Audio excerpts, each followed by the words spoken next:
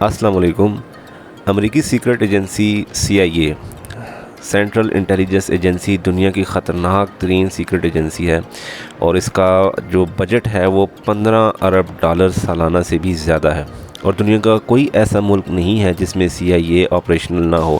یعنی کہ دنیا کے ہر ملک میں یہ کسی نہ کسی طریقے سے بلا واسطہ یا بالواسطہ طور پر آپریشن کے اندر شامل ہیں۔ مگر آپ یہ سن کر حیران ہوں گے کہ چائنیز حکومت نے CIA کا اپنی سرزمین سے وجود ہی ختم کر دیا۔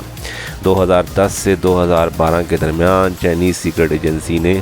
CIA کے ایجنٹوں کو اپنے ملک میں چن چن کر قتل کیا۔ یہ ایک ایسا بڑا سانحہ تھا کہ جس نے امریکی حکومت کو ہلا کر رکھ دیا، کیونکہ چائنا کے اندر CIA کو اپنے سورسز بنانے میں اور اپنے پاؤں جمانے میں کئی اشرے لگے، اور اس نے اربوں ڈالر صرف چائنا میں اپنے ایجنٹوں کو چائنیز حکومت کے اندر صلاحیت پذیر کرنے پر لگا دیے۔ لیکن 2 سال کے مختصر عرصے میں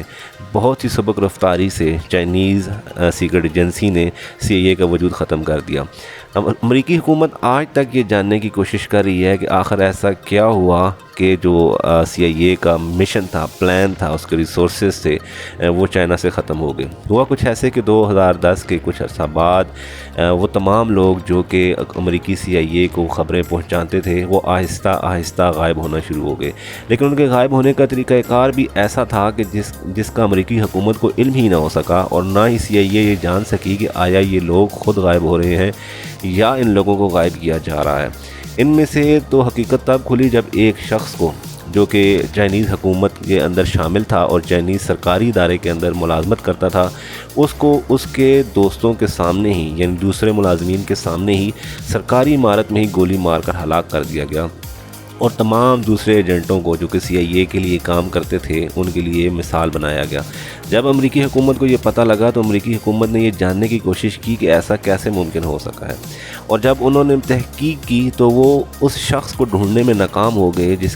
ان کے خیال میں کہ وہ شخص جس نے یہ تمام خبریں اور ڈیٹا چائنیز حکومت کو لیک کیا ہے، کیونکہ ہمیشہ سے ایسا ہوتا ہے کہ سیکرٹ ایجنسی کے اندر موجود ایجنٹس ہی دوہرا کردار ادا کرتے ہیں۔ وہ ایک ممالک کی خبریں دوسرے ممالک کو تو بھیجتے ہیں، مگر بعض اوقات پیسے، عیاشی اور دولت کی حرص میں وہ اپنے ہی ملک کا راز دوسرے ممالک کو بیچنا شروع کر دیتے ہیں اور ڈبل کراس کر دیتے ہیں۔ ایسی مثال تاریخ میں بھی کئی بار ملتی ہے، مگر آپ سن کر حیران ہوں گے کہ ایسا کوئی شخص بھی امریکی CIA ڈھونڈنے میں ناکام ہو گئی جو کہ اثر و رسوخ میں، جو کہ آلات میں، انسٹرومنٹ میں، اور جو کہ پیسے کے لحاظ سے دنیا کی نمبر 1 سیکرٹ ایجنسی ہے۔ بعد میں جب مزید تحقیق ہوئی تو پتہ لگا کہ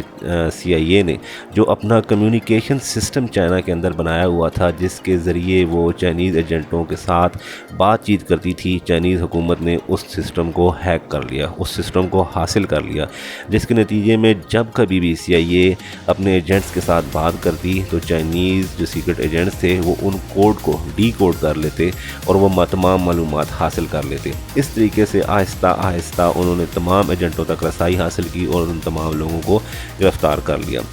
امریکی حکومت اس کے بعد کیونکہ چائنا کو اپنا بہت بڑا تھریٹ سمجھتی ہے، بہت بڑا خطرہ سمجھتی ہے، وہ دوبارہ اس کوشش میں مصروف عمل ہے کہ کسی طریقے سے وہ چائنا کے اندر اپنا جو سیٹ اپ ہے CIA کا وہ دوبارہ سے قائم کر سکے، مگر ابھی تک اس کو اس میں ناکامی حاصل ہو رہی ہے۔ یہ ایک ایسا ایک کامیابی ہے چائنا کی جس کو چائنیز حکومت نے بہت زیادہ سراہا، اور اس ملک نے،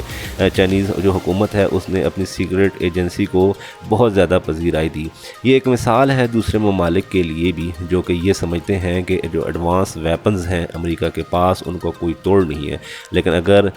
کوئی بھی حکومت یا عوام یا لوگ اپنے وطن کے ساتھ مخلص ہوں تو وہ اپنی سرزمین پر ہونے والے دوسری ایکٹیویٹیز جو کہ ان کے ملک کو نقصان پہنچا سکتی ہیں ان کو کسی بھی طریقے سے اور محدود وسائل کے اندر ہی ختم کر سکتے ہیں۔ شکریہ۔